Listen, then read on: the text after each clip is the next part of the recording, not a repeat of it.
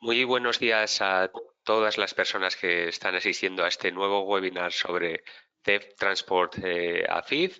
Este webinar está organizado por Zabal Innovation en colaboración con el Ministerio de Transporte y Movilidad Sostenible, el Instituto de Crédito Oficial y Enagas. Lo primero de todo os voy a informar de que este webinar está siendo grabado. Todos los asistentes tienen desconectado el sonido y el vídeo, excepto los ponentes. Tenéis habilitado en el menú de la derecha del webinar un menú donde podéis incluir las preguntas que queráis realizar a los ponentes y al final del evento se tratará de responder aquellas que sea posible por el tiempo disponible y las que no puedan ser respondidas se responderán a continuación en un documento que se enviará a todos los inscritos. Asimismo, a todos los inscritos se les enviará tanto la grabación del webinar como las presentaciones realizadas. Sin más dilación, vamos a empezar. La jornada de hoy va a tener por diferentes temáticas. En la primera de ellas vamos a hacer una breve introducción por mi parte. Yo soy Sergio Úbeda, líder del área de transporte y movilidad en Zabala Innovation, y haremos una breve introducción a lo que es el programa CEF Transport. Tras esta introducción profundizará en la convocatoria Carlos Ruiz de Alegría, el representante español en el programa perteneciente al Ministerio de Transporte y Movilidad Sostenible, y dará algunas cifras acerca de los últimos resultados en las convocatorias en el programa y las expectativas para España en los próximos cortes. A continuación, Asbin Arpalani, del Instituto de Crédito Oficial y también punto de contacto para este tipo de convocatorias, nos hablará sobre el papel de los Implementing Partners y los mecanismos de financiación en la convocatoria, y finalizaremos el webinar con la intervención de Enrique Olarte, que es gerente de financiación pública de Enagas, dándonos o mostrándonos el caso de éxito de uno de los proyectos financiados en el primer corte de la convocatoria 2024.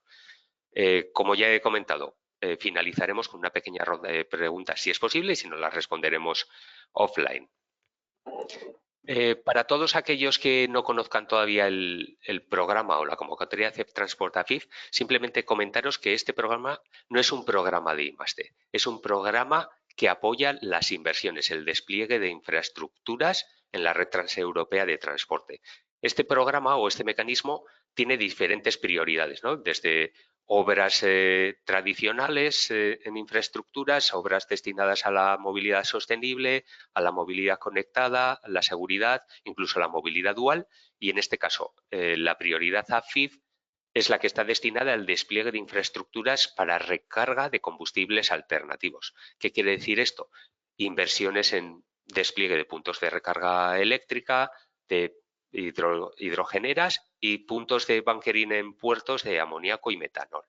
En principio, la convocatoria está destinada a todos los modos de transporte, sí que no a todos les aplican todos los combustibles, lo podremos ver más adelante, y en concreto la convocatoria 2024 está organizada en 3 cierres de convocatoria. Uno que ya tuvo lugar en septiembre, este siguiente que va a tener lugar en junio y un último que tendrá lugar en marzo de 2026. La convocatoria también se divide en 2 tipos de convocatoria según el país solicitante. Por ejemplo, en el caso de España nos toca concurrir a la convocatoria general, pero hay otros países, como puede ser Portugal, que deben concurrir a la convocatoria de cohesión. Y según 2 esquemas de financiación. La financiación por costes unitarios para ciertas temáticas concretas y la financiación por porcentaje de gasto elegible. Aquí muestro algo más de detalle de qué entra dentro de cada una de esas mecanismos de financiación. Dentro de las costes unitarios solo se va a permitir financiar despliegue de infraestructura eléctrica en carreteras, autovías, es decir, tanto para vehículos ligeros como para pesados, mientras que en el instrumento de cofinanciación, con una tasa o un porcentaje de financiación sobre gastos elegibles, vamos a poder financiar proyectos de inversión para todos los modos de transporte, para marítimo, aéreo, ferroviario y transporte por carretera. En el caso de las estaciones eléctricas o puntos de recarga eléctrica o electrificación de instalaciones, esto va a ser elegible para todos los modos de transporte, excepto el ferrocarril, En el caso del hidrógeno va a ser elegible para todo tipo de vehículos y modos de transporte, y el caso del bunkering, como hemos dicho, solo para temas marítimos o de vías navegables. ¿De acuerdo?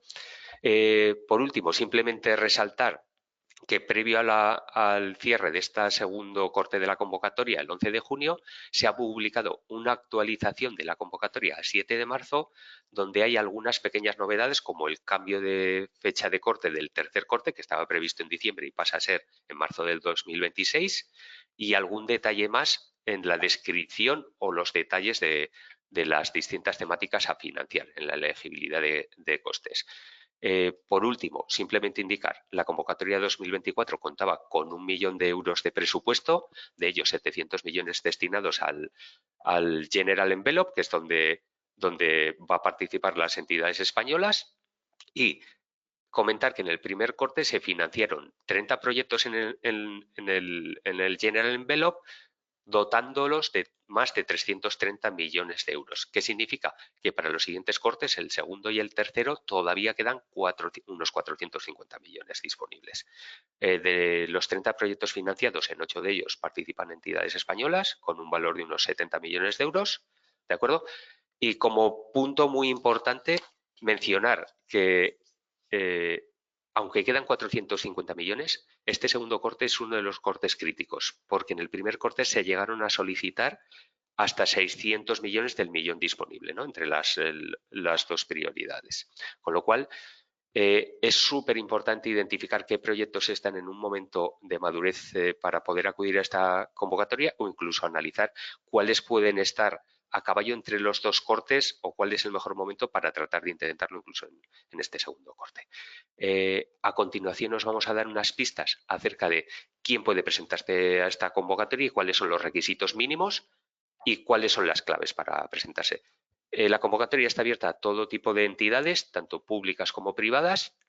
Se puede participar tanto individualmente como en cooperación, y puede ser en una única de las convocatorias, en la general o en la de cohesión, o en dos de ellas si tenemos participantes que pertenecen a dos de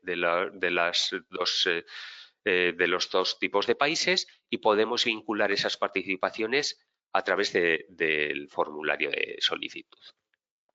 En cuanto a requisitos previos a la participación o cosas que hay que tener en cuenta, más allá de hacer un análisis previo con el Ministerio, con una comunicación de interés que debe hacerse en abril, debe contar con el visto bueno de la memoria unas semanas antes de su presentación. ¿De acuerdo? Y asimismo, todas las propuestas deben ir con una carta de apoyo o del Implementing Partner, que en el caso de España es el ICO, o de cualquier otra entidad bancaria por la que se garantice que hay un preacuerdo para establecer un crédito para la ejecución del proyecto de al menos el 10% de la inversión prevista.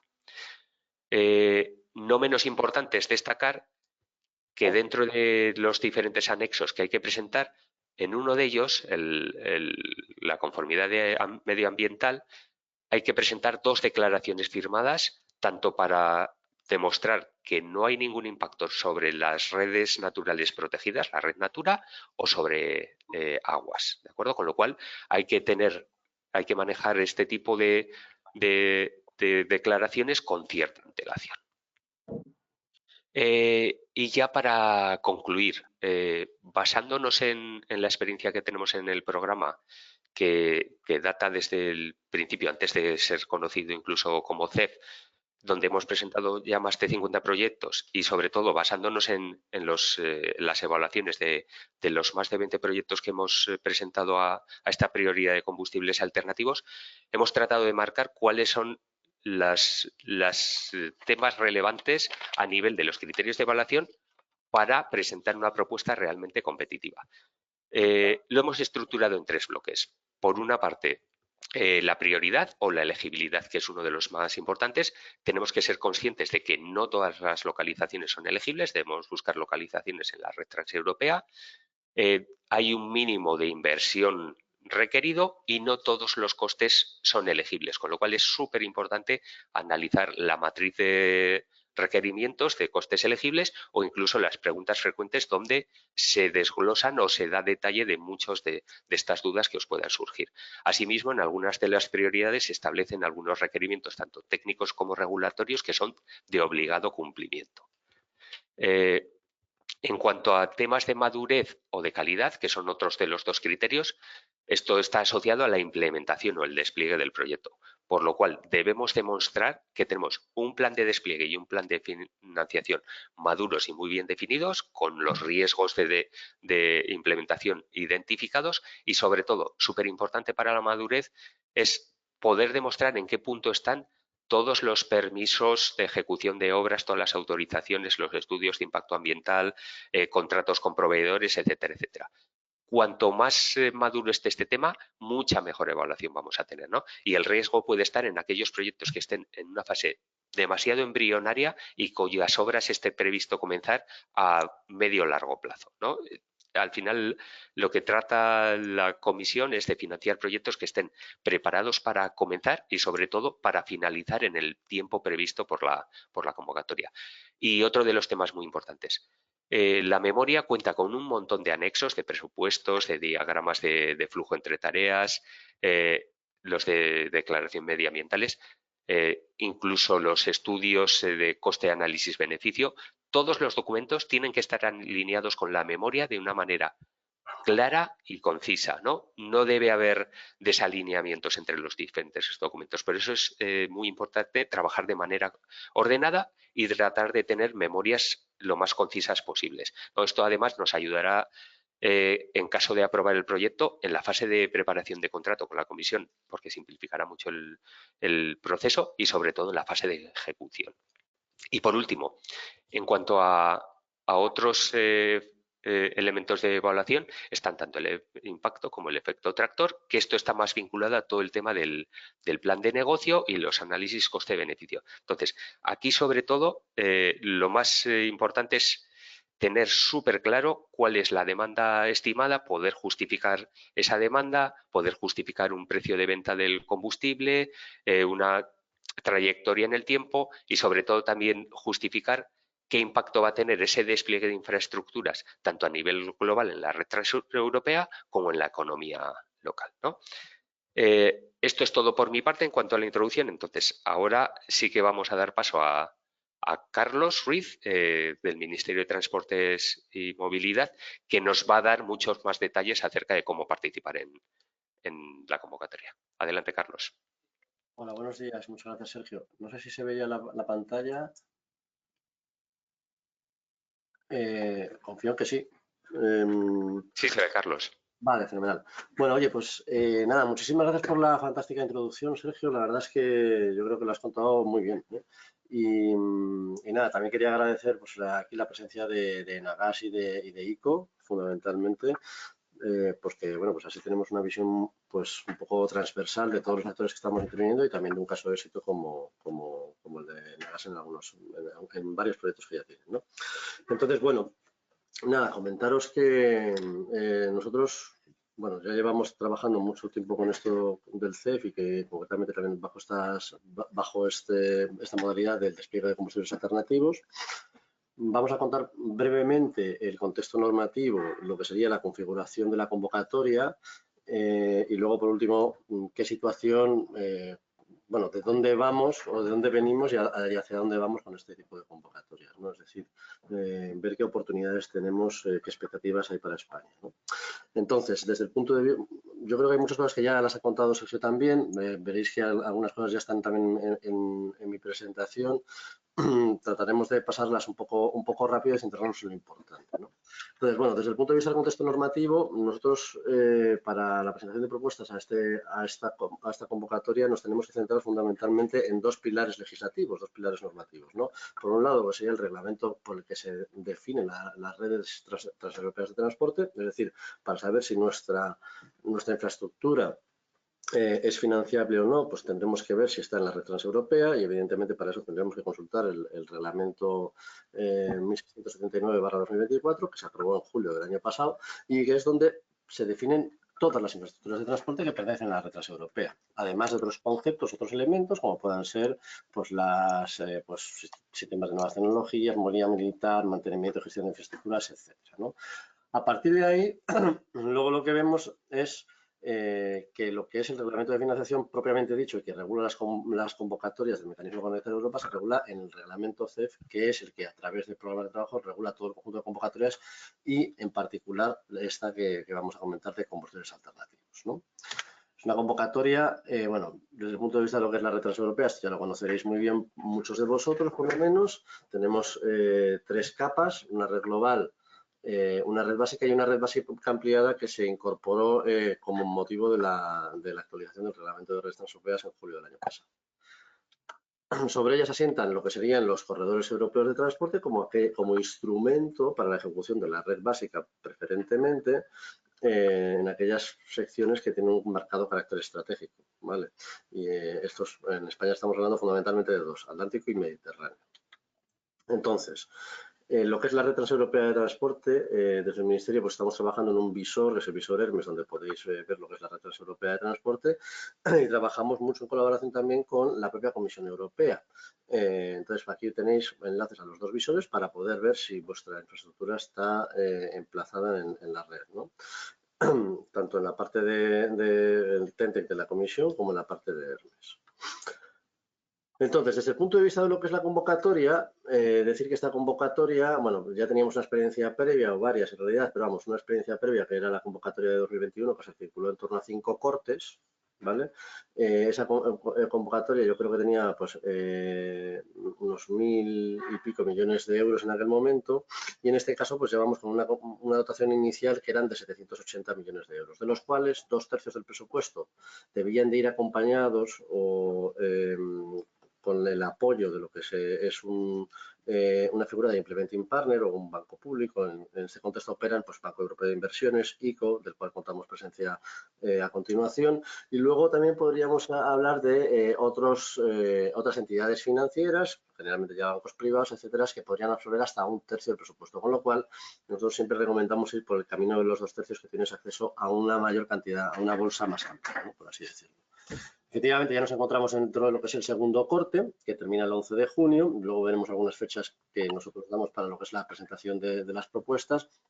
Y efectivamente también decir que se ha actualizado la fecha límite de presentación del tercer corte, que antiguamente en las versiones anteriores de la convocatoria estaba establecida para diciembre y ahora la han prorrogado hasta marzo de 2026 ya, ¿vale? Algunas claves es, bueno, que la fecha de inicio de la acción debe de ser posterior a efectuar la solicitud de ayuda, ¿vale? La duración, de acuerdo con lo que dicen las bases, pues son de 39, debe de finalizar dentro de, pues al cabo de 39 meses después de la fecha límite. Y aquí hay alguna actualización respecto a los cortes anteriores. En la nueva modificación del texto se permite ya lo que es la prórroga, con carácter general. La prórroga se regula a través de un modificado o una modificación del acuerdo de subvención, y bajo la línea de Unit Contributions sí que se permiten ahora las prórrogas, pero limitadas a un máximo de 12 meses. ¿Vale? Entonces, esto ya también lo ha contado un poco Sergio, que quienes son elegibles pues serán las personas jurídicas que estén asentadas en los diferentes Estados miembros, y a partir de ahí, bueno, pues las actividades elegibles, que las contaremos ahora sucintamente, aunque la tendréis todos aquí en la convocatoria, o sea, en la presentación, pues son las que comentaremos a continuación, ¿no? Importante reseñar que que al menos el 10% de los costes deben de tener un respaldo en la forma de implementing partner o de financial institutions, ¿vale? Entonces, la forma de subvención, pues estamos hablando de subvenciones, hablamos de ayuda directamente, ¿eh? Estamos hablando de 2 millones de euros mínimo bajo la línea de contribuciones sanitarias, y bajo la línea de tasas de cofinanciación estaríamos hablando de 1 millón de euros. Y luego se establecen o se tabulan de alguna manera cuáles son los costes unitarios, ¿vale? Y las tasas de cofinanciación, que con carácter general es del 30%. Entonces, ¿qué elementos son financiables? Bueno, pues como decíamos, hay 2 líneas. La línea de contribuciones unitarias, que únicamente aplica a infraestructuras de recarga eléctrica, ¿vale? Y en este caso, lo que estaríamos hablando son para vehículos ligeros, en los cuales se tabulan cuáles son los puntos, las localizaciones, los emplazamientos elegibles en base a unos mapas que son los que figuran ahí a la derecha. Aquí lo que tenemos que ver es si tenemos para vehículo ligero pues la posibilidad de instalar puntos de recarga de más de 150 o de 350 kilovatios, ¿vale? De potencia. A la izquierda tenemos el de 150 y a la derecha el de 350. Aquí hay que ver que el color rojo significa elegible. Evidentemente lo que está buscando la comisión aquí es el emplazamiento o la financiación de puntos de la máxima potencia posible. Por eso el de 350 tiene pues, más tramos elegibles en rojo, ¿vale? Y luego para vehículos pesados, pues lo mismo. Estamos hablando de potencias mínimas de 350, con 150 en aparcamientos seguros y pues se dan algunas condiciones en cuanto a las localizaciones. Carreteras de la red transeuropea o a 3 kilómetros de su salida, aparcamientos seguros y los nodos de la red, ¿vale? Y luego, por otro, la segunda línea es por la línea de la tasa de cofinanciación, hablamos generalmente del 30%, y entonces aquí pues, se abren 3 líneas de financiación. Recarga eléctrica, que puede ser para vehículo pesado, buques marítimos y navegación interior también, desde el punto de vista de On-Shore Power Supply, es decir, de sistemas de OPS, ¿vale? La electrificación de operaciones portuarias, ¿vale? Es decir, los equipos, fundamentalmente pues, equipos de transbordo bajo el régimen de cero emisiones, y luego las operaciones aeroportuarias a través de lo que sería el suministro de electricidad y aire preacondicionado.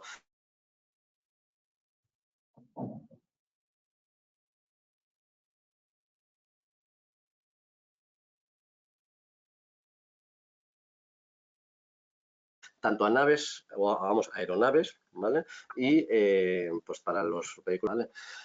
En lugar de regular potencias mínimas, se establecen presiones de suministro, ¿no? Estamos hablando de 350 a 700 bares, ¿vale? Y también se ajusta lo que sería la distancia a la red, desde el punto de vista de que en lugar de 3 kilómetros se amplía a 10 kilómetros, ¿vale? En la red transeuropea, luego también, evidentemente, en el entorno de los aparcamientos seguros y en los nodos urbanos, ¿vale? Se permite también lo que sería el suministro de hidrógeno para buques marítimos de navegación interior. Aquí, cuando hablamos de buques, es un poco singular, quiero decir, en hidrógeno y también desde el punto de vista eléctrico. La financiación de material, bueno, luego lo veremos en la siguiente diapositiva, pero fundamentalmente la financiación de buques tiene que venir siempre vinculado a la financiación de la infraestructura, ¿vale? Y desde el punto de vista del suministro de hidrógeno para operaciones portuarias y también para el transporte ferroviario en aquellas secciones que no requieran de una electrificación o en redes aisladas, ¿vale? Y de forma similar también para operaciones terrestres en el entorno del aeropuerto. Bien. Ya para finalizar, pues tenemos dos líneas que son muy parecidas, que es para el suministro de amoníaco y metalón en puertos de la red transeuropea. Aquí hay una limitación, pues que los buques o barcazas de suministro no tengan pues, más de 10 metros cúbicos y no se financiará pues, más de 10 millones de euros por barcaza en este caso. Hay otros elementos que acompañan a la convocatoria. Estamos hablando pues, que bajo la línea de co-funding rate se permite también incorporar elementos sinergéticos. Generalmente estamos hablando siempre de la línea de la energía, es decir, la producción o generación de electricidad, producción de hidrógeno y almacenamiento de electricidad, donde se pueden cargar hasta un 20% de los costes elegibles, ¿vale? Y luego la convocatoria incorpora, esto ya es una más reciente incorporación, fundamentalmente algunos requisitos horizontales, como la necesidad de la operación y mantenimiento de infraestructura durante un plazo de 5 años, algunos requisitos para los puntos de recarga eléctrica, como por ejemplo, pues que estén operativos durante, pues, en un régimen de 24/7, ¿vale? Y algunas condiciones desde el punto de vista de habilitar emplazamientos para movilidad reducida. Y luego, por último, lo que sí que tendríamos que comentar es algunos requisitos que se han incorporado recientemente desde el punto de vista de lo que se puede financiar para buques marítimos de navegación interior. Es decir, estamos hablando de remotorizaciones hacia sistemas de cero emisiones y, por último, también financiando únicamente la parte que es la diferencia entre la energía fósil, o sea, un motor de combustión con carga con combustible fósil y una solución de cero emisiones, ¿no? Entonces, ¿qué fechas manejamos nosotros? Bueno, la convocatoria, bueno, toda propuesta debe de presentar en esta línea de AFIF una carta de apoyo del Estado miembro, que en este caso, al ser un proyecto de transporte, pues lo otorga el Ministerio de Transportes en este caso, en el caso de España, por lo menos. y una carta de apoyo, bien sea de un implementing partner o otra institución financiera.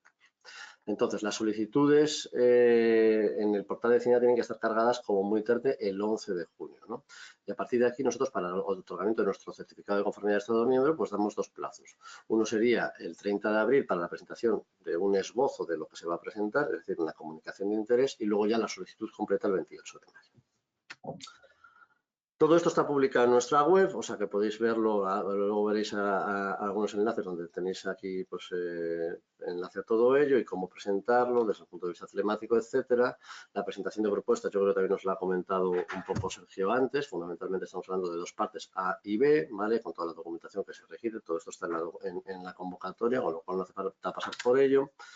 También importante los criterios de valoración y que de alguna manera son los que articulan y sustentan la propuesta en sí misma, básicamente. Algunos criterios, bueno, todos cuentan lo mismo, pero hay algunos que tienen mayor relevancia que otros. ¿Por qué? Bueno, pues evidentemente la prioridad de la urgencia tiene que ser que ya marca la propia elegibilidad de la localización o el emplazamiento, pero luego además también pues el criterio de la madurez, que es muy importante en este caso porque lo que está buscando la Comisión es hacer un despliegue efectivo de infraestructura de recarga de combustibles alternativos, es decir, y hacerlo en plazo, efectivamente, como ya había comentado también Sergio, ¿vale? Y luego otros conceptos como es el efecto catalizador o catalítico de la ayuda, que es lo que demuestra efectivamente que la ayuda o lo que se está pidiendo está bien dimensionado y que bueno, pues justifica económicamente o desde el punto de vista a través del análisis de coste-beneficio todo, ¿no? Entonces, importante, pues tenemos que aprobar, pero no tenemos que solo aprobar, sino tratar de sacar la mayor puntuación posible, porque la competición es bastante alta, ¿vale? Entonces, hay que buscar sacar propuestas prácticamente perfectas en este sentido, ¿vale? Bueno, algunos comentarios, pues generalmente desde que se presenta la propuesta hasta que se selecciona en un comité CEF en el que están representados todos los estados miembros, nosotros ahí ejercemos la representación de España, pues pueden ser alrededor de 4 meses, con lo cual si es en junio, probablemente en octubre ya se haya seleccionado. Entonces, desde el punto de vista de la situación y expectativas para España, bueno, algunas notas, en las convocatorias recientes, la verdad es que hemos sacado buenos resultados. Estamos hablando pues de en torno de 70 millones de euros en los últimos 3 cortes en los que hemos participado. Esto lo veremos mejor en la siguiente diapositiva, en la que podéis ver, bueno, pues aquí para todos los cortes que tenemos bajo el marco 21-27, cómo se ha ido incrementando el porcentaje de absorción de ayuda por parte de España y también un poco pues el número de acciones que tenemos, ¿no? Estamos hablando pues de un total de 8 más 6 más 6, de 24 o 25 acciones y con una ayuda consolidada de cerca de 240 millones de euros. La mayor parte de los proyectos en los que estamos presentando son de recarga eléctrica y algunos de hidrógeno, ¿no? Los conceptos de metanol y amoníaco únicamente tenemos 2 acciones, tienen un carácter, bueno, fundamentalmente porque han aparecido un poquito más tarde, ¿vale? Entonces, como conclusiones a todo esto, pues ya para cerrar un poco mi ponencia, en la convocatoria inmediatamente anterior teníamos 1.200 millones a nivel europeo bajo el marco general y España absorbió cerca de alrededor de 165, 164, ¿vale? En este marco, o sea, en esta convocatoria, la dotación era de 780 millones de euros inicialmente.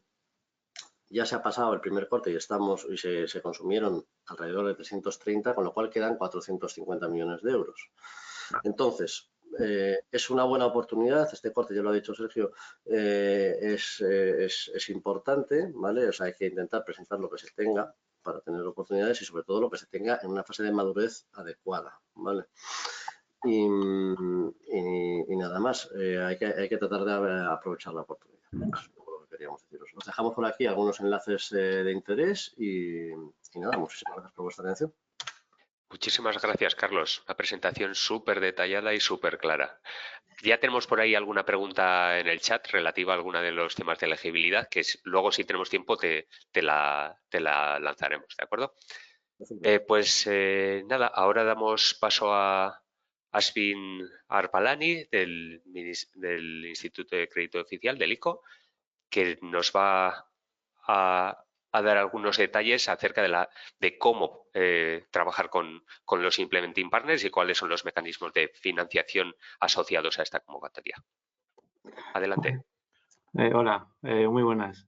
Soy Ashwin Harpalani, analista de proyectos de financiación internacional y asuntos de la Unión Europea en el Instituto de Crédito Oficial. Y nada, antes de nada, pues daros las gracias al Ministerio de Transportes y a la Comisión, ¿no?, por el liderazgo en este producto. Pues el Ministerio ha detallado la configuración de la convocatoria y los elementos financiables. Y por parte nuestra creo que lo que nos gustaría aclarar es el papel del ICO y la financiación que es la llave, ¿no?, para que se otorgue esta subvención.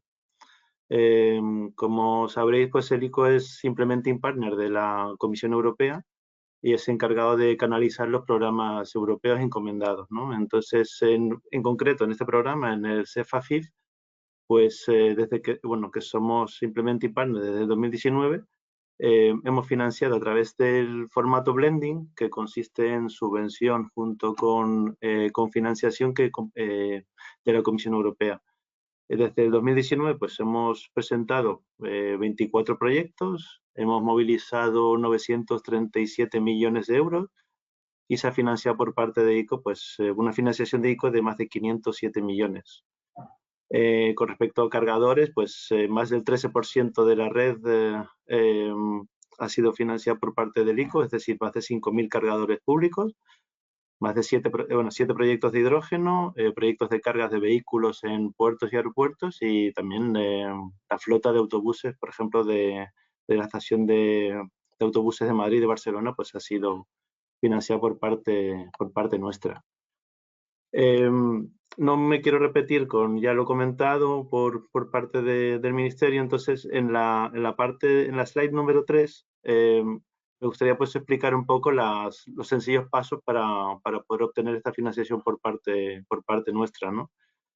Entonces, una vez que se ha obtenido por parte del Ministerio esta aprobación del proyecto, esa comunicación de interés, digamos, os contactáis con el ICO vía correo electrónico que figura en la slide o a través de Sabala o directamente presentándoos aquí en el ICO y os solicitamos una documentación financiera y jurídica para realizar un análisis económico de tanto de la empresa como del proyecto.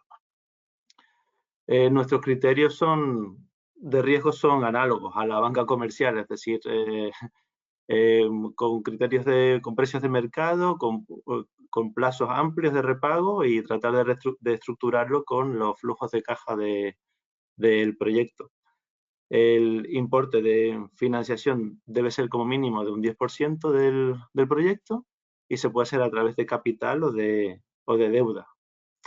Evidentemente, pues la calidad del proyecto como la calificación crediticia del cliente son claves para la concesión y sí que podríamos también colaborar con otras entidades financieras para completar esa financiación que necesita el cliente hasta ese 100% del importe del proyecto.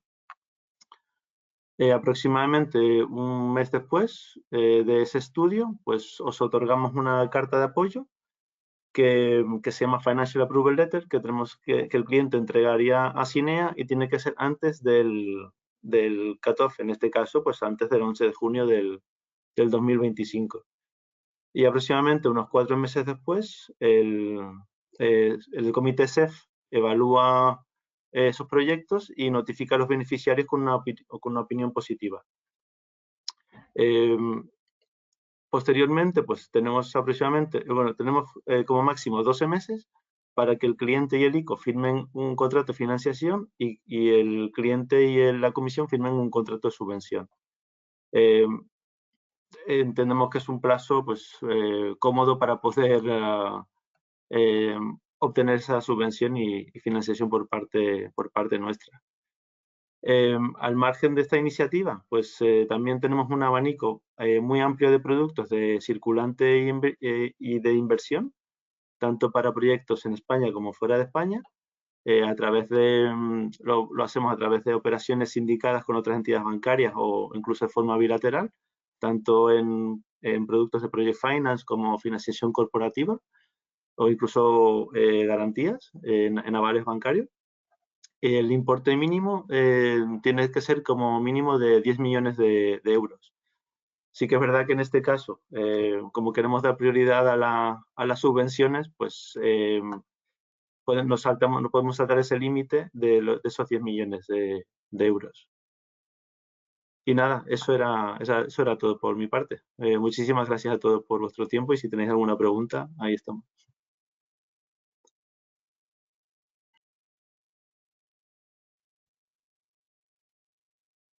Sergio, no sé. Disculpad, sí, estaba silenciado.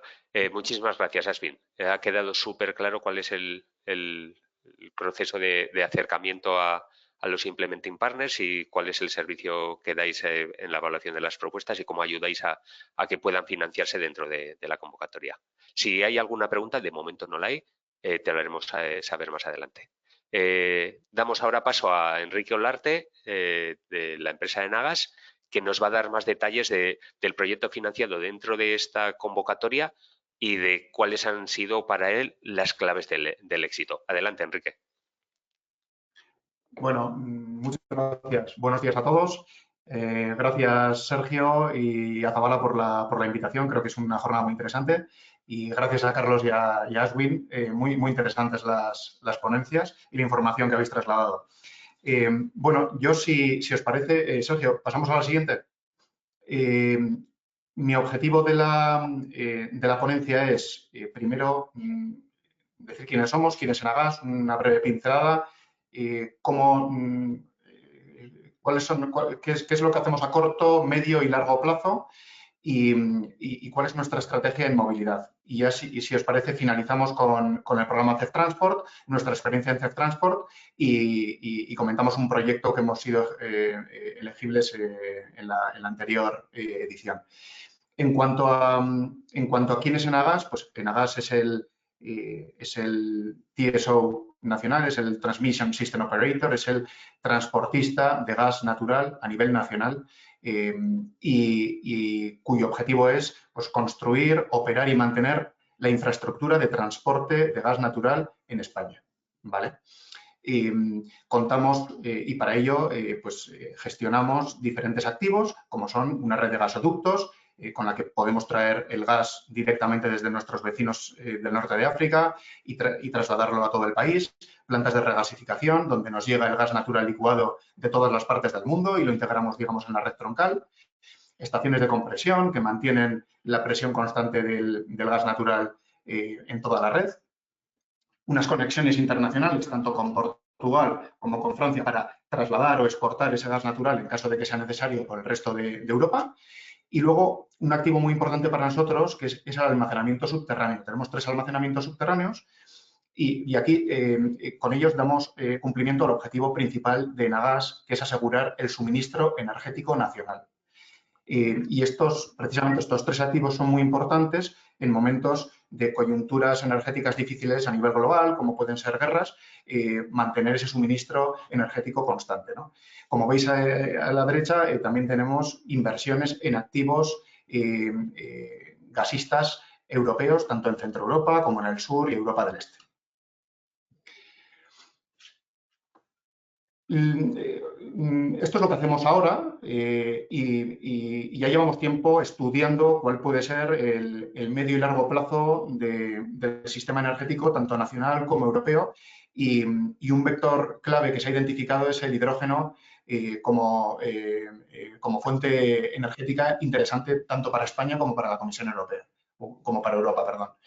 Hemos analizado que existe una demanda, una producción muy importante estimada para 2030 de 31,5 gigavatios. Esto se traduce aproximadamente, sobre todo en el corredor que estamos viendo en verde, el corredor que va desde la península ibérica hacia Centro Europa, que son los principales demandantes de energía, de unos 8 millones de toneladas. ¿Vale? Y España tiene una capacidad de producción de 3 millones de toneladas. Por lo tanto, si vamos a la siguiente slide, Sergio, y hablamos en términos de consumo, estaríamos hablando de 14 millones de toneladas para 2030. Una tonelada aproximadamente sería consumida por España, y esto quiere decir que en España tenemos un potencial exportador de producción y exportador de hidrógeno de 2 millones de toneladas que llegarían a Centro Europa, que son el principal demandante de este vector energético, sobre todo para usos industriales, ¿vale? Entonces, a partir de este momento nosotros, bueno, pues estamos muy interesados en desarrollar esta red tanto troncal a nivel nacional como apoyar esa red europea de hidrógeno, ¿no?, que podemos ver en las siguientes slides. Aquí vemos, hemos identificado 4 proyectos que son muy interesantes para España en materia de transporte de hidrógeno, de infraestructura de hidrógeno, como son la red troncal nacional, que veíamos en la slide anterior, y las interconexiones, tanto con Portugal como con Francia, que permitan llevar ese hidrógeno a otros países europeos, y 2 almacenamientos subterráneos en España, ¿vale? Estos han sido seleccionados como proyectos de interés comunitarios y hemos recibido financiación también de CEF, en este caso no CEF Transport, sino CEF Energy, ¿no? Y bueno, esto os quería contar para que vierais un poco el futuro de la compañía, ¿no?, la estrategia futuro de la compañía en materia de infraestructura de hidrógeno. Pero y vamos ya a la siguiente slide, si analizamos un poco la estrategia en materia de movilidad, pues es bastante concreta, ¿no? Para nosotros, la movilidad, no siendo nuestro core business, es un principal potenciador de la demanda tanto de gas natural como de hidrógeno o como de otros vectores energéticos interesantes para nosotros. Y principalmente nos enfocamos en 3. El hidrógeno, el amoníaco renovable y el bunkering y small scale de el biogénero, ¿vale? Todos estos vectores creemos que tienen un alto potencial en transporte de alto tonelaje, a nivel sobre todo marítimo y a nivel terrestre de heavy duty vehicles, de camiones principalmente, ¿no? Entonces, una vez tenemos clara nuestra, digamos, estrategia en materia de movilidad, si os parece, entramos en la convocatoria CEF Transport, nuestra experiencia con esa convocatoria y analizamos un proyecto que tenemos, que os hemos traído al final de la presentación. Entonces, bueno, primera pregunta, ¿no? ¿Por qué CEF Transport? Bueno, pues lo primero de todo, lo que creemos que es muy interesante es analizar bien tu estrategia y cuál es tu corto, medio y largo plazo, ¿no? Porque esta estrategia tiene que coincidir y tiene que encajar perfectamente con la convocatoria. En este caso, CEF Transport es una convocatoria de madureces tecnológicas de TRLs muy altos y principalmente enfocada en inversión, ¿vale? Nosotros tenemos mucha experiencia con CEF Transport. Desde 2014 llevamos trabajando con Cinea en materia de financiación, sobre todo del GNL como combustible marítimo. Y me atrevería a decir que ha sido uno de los principales tractores de este desarrollo como combustible marítimo del GNL a nivel nacional, ¿vale? La estrategia Hive, ¿no? Esto se compone de más de, estamos hablando de aproximadamente de una decena de proyectos en torno a esta estrategia de desarrollo de este combustible marítimo, que ha sido todo un éxito. Y luego también vemos en Cinea una agencia de confianza, ¿no?, en el que dotada con buenos fondos, con unos movimientos ágiles de cara a los, por así decirlo, a los clientes de esta convocatoria, con una capacidad de gestión de todos los expedientes muy satisfactoria y muy elevada, y nosotros pues siempre hemos estado bastante satisfechos con esta manera de gestionarlo, ¿no? Entonces, por todas estas razones, hemos tenido una relación muy directa con CEF Transport, ¿no? ¿Cuáles serían las buenas prácticas, o por lo menos las prácticas que nos han servido a nosotros? Siempre, y como os he dicho anteriormente, mostrar un proyecto maduro. Es decir, que al día siguiente que seas elegible y que te den los fondos, puedas empezar a trabajar en tu proyecto, a trabajar y a desarrollarlo, ¿vale? Si no están incluidos dentro del consorcio, porque se puede presentar en consorcio en esta convocatoria, determinados clientes o proveedores de tu proyecto, sí incluir cartas de apoyo que, digamos, que conecten a esos clientes o esos stakeholders que están alrededor del proyecto con el propio proyecto y que tengan un compromiso vinculado con él, ¿vale? En todo proyecto también hay riesgos y estos riesgos no hay que ocultarlos, sino que hay que mostrarlos al organismo financiador, en este caso a Cinea, y al evaluador, claramente, mostrando también una mitigación y un plan de mitigación de estos riesgos, ¿no? Esto, veréis que hablo mucho de confianza. Esto se trata también, es una cuestión de confianza, ¿no? Al organismo financiador, generarles la confianza de que tu proyecto pues, está maduro, está trabajado y aunque tiene riesgos, tienes un plan de resolución de esos riesgos. Y también la confianza que se tiene, como he dicho antes, en el organismo financiador. Es recomendable tener una consultora que te apoye. Quizá tú como líder del proyecto estás centrado en tu estrategia, estás centrado digamos, en que el proyecto quede redondo, en todos los aspectos relacionados con el permiso y en detalles concretos del proyecto. Y una consultora plasma todos estos detalles en una memoria atractiva también para el evaluador y también esta consultora que te haga estas preguntas clave que te hagan ganar puntos en esa evaluación que, como comentaba Carlos, pues es muy competitiva. Y bueno, y trasladar al organismo financiador también una gestión confiable. ¿A qué me refiero con esto? Bueno, una vez te han dado el proyecto, hacer un reporting eficiente, claro, tener al organismo, a Cinea en este caso, plenamente informado. Ellos se puede llevar a cabo una interlocución muy directa con la comisión en este sentido y bueno, trasladar esa confianza que te permita que el organismo financiador durante todo el proyecto te deje hacer y cada vez coja más confianza y en estos momentos en los que se requieren variar cosas, hacer adendas que siempre llegan, pues que tengas esa confianza y que te permita esa flexibilidad, ¿no? Y por otro lado, que en un futuro, cuando sigas desarrollando tu estrategia, te siga financiando, ¿no? Considere que tú, como cliente para Cinea, eres una empresa confiable, ¿no? Que se le puede dejar una serie de fondos. No olvidemos que esto también supone un riesgo para el organismo financiador, el dotar de esta serie de fondos y que eres una compañía que los lleva a cabo, ¿no? Que llega a fin. Entonces, ¿qué beneficios aporta el programa? Pues yo he detectado una serie de ellos y fijaros que en ninguno he nombrado los fondos, que sería como lo más atractivo para una empresa. Pero creo que el que tengas un compromiso ya con un proyecto, ¿no? Que te afiance en este caso con la Comisión Europea, ¿no? Que esté confiando en ti. Creo que es muy importante, que te permite tomar agilidad. Yo siempre digo que internamente no hay aprobación más sencilla que cuando tienes una subvención de por medio con un organismo financiador. Ahí internamente las firmas y los compromisos y la aceptación de determinadas acciones se hacen antes, ¿no? No te digo ya, o no os digo ya en materia de consorcio, ¿no? Es la mejor manera de aunar una toma de decisiones clara, ¿no?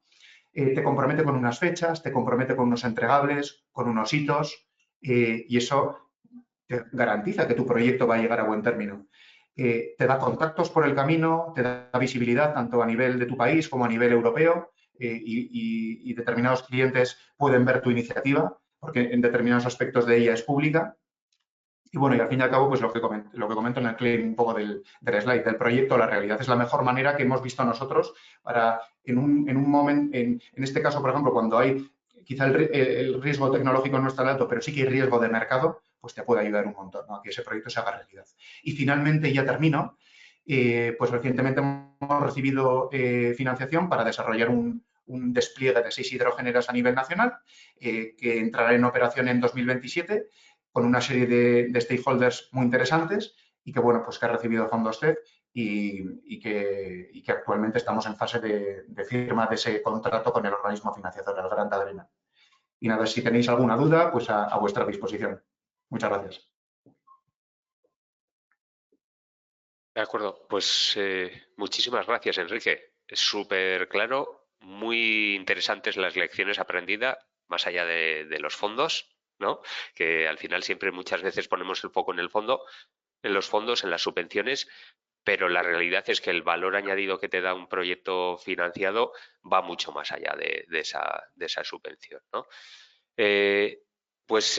Muchísimas gracias a los tres, Carlos, Enrique, Ashvin. Tenemos unos minutos todavía para preguntas. Entonces, de preguntas que hemos recibido a través del chat, de momento solo hemos recibido una, pero bueno, si nos da tiempo yo tengo alguna también por ahí que os puedo hacer. Esta primera yo creo que la podrías responder tú, Carlos, ¿vale? Aquí nos pregunta un asistente si sería elegible un punto de 350 kilovatios para vehículos ligeros y si el mapa de elegibilidad sería el de los vehículos pesados, ¿no? Entonces, yo creo que esta es una pregunta sencilla, ¿no?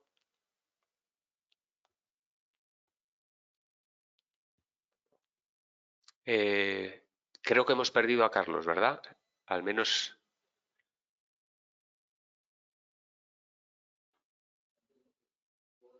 Bueno, mientras vuelve Carlos o si no vuelve Carlos, aprovecho y respondo yo la pregunta en su nombre y después cuando la publiquemos podrá añadir más matices. En principio, sí es elegible un punto destinado a 350 kilovatios para vehículos ligeros, pero no con la financiación destinada a los vehículos pesados. Los 40.000 euros por punto de 350 es solo para despliegue de puntos de recarga para vehículos pesados.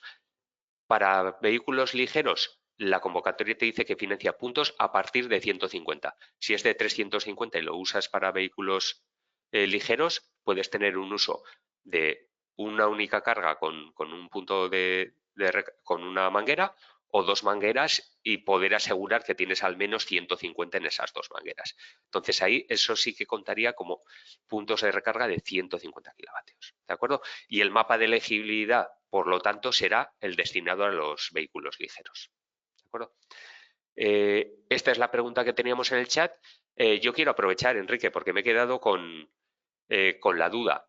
Has hablado de las múltiples virtudes del programa, pero seguro que tenéis idea de cómo creéis desde el punto de vista del operador, del gestor de infraestructuras, que ese programa os podría ayudar más a desarrollar el negocio, ¿no? Porque sí que estamos viendo que está costando desarrollar ciertos negocios como el hidrógeno, proyectos que están financiados y no acaban de arrancar. ¿Hay algún punto de la convocatoria que crees que quizá podría añadir más valor o ayudar a que se traccione este tipo de proyectos?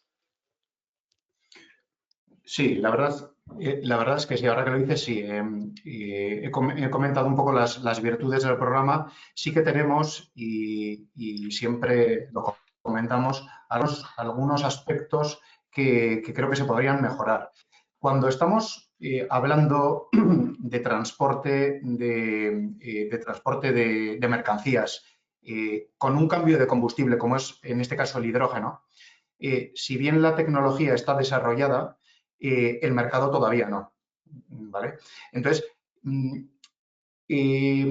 cuando echamos en falta no solo la financiación a nivel de la oferta o de la infraestructura, sino también de la demanda. En este caso, por ejemplo, de camiones, ¿no?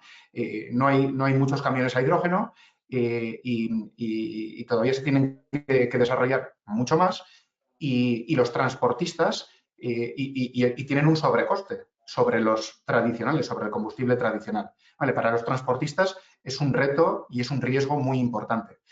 Nuestro proyecto, desde el punto de vista de infraestructura, tiene un riesgo claro, que es el riesgo de demanda. Entonces, lo que vemos y creemos que sería interesante por parte de Cinea es que financiara también esos vehículos, ¿no? Ese vehículo pesado y que permita hacer el proyecto más exitoso, menos arriesgado. Si al final, yo creo que en el ámbito eléctrico quizá no lo financia o no tienen tanto foco porque ya hay mucha oferta de vehículos eléctricos.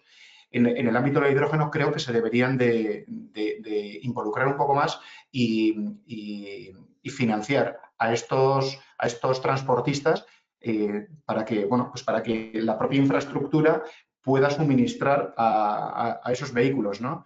Y ayuden a los transportistas a superar ese riesgo que les impide dar el salto de un combustible tradicional a este combustible alternativo y sostenible. Súper interesante, Enrique. Y de hecho, no en esta prioridad de hidrógeno no está contemplado la financiación de vehículos, pero sí que, por ejemplo, en otra de las prioridades, como puede ser los temas de bunkering en puertos, sí que parcialmente se financia todo el tema del retrofit de embarcaciones para la puesta en punto de la instalación, etcétera, con lo cual te ayuda a traccionar parte de esa demanda, ¿no? Carlos, te tenemos de vuelta. Perdona, es que he tenido un apagón súbito del ordenador y no sé qué ha pasado, de verdad. Que nos ha caído la red y se me ha apagado completamente.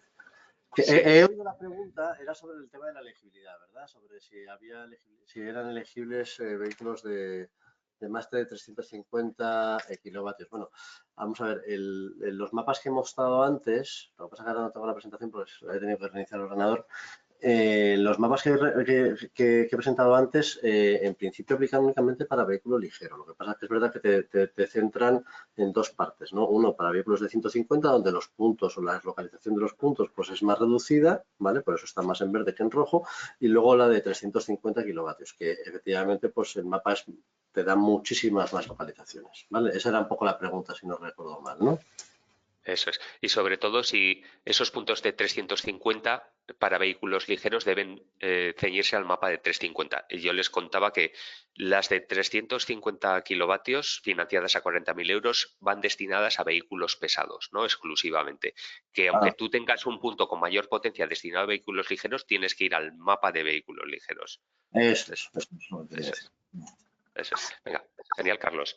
Y por último, yo creo que tenemos un minutito para una última pregunta y así hacemos una ronda por todos vosotros. Ashwin, de cara al apoyo del ICO como Implementing Partner, ¿vosotros tenéis un típico proyecto?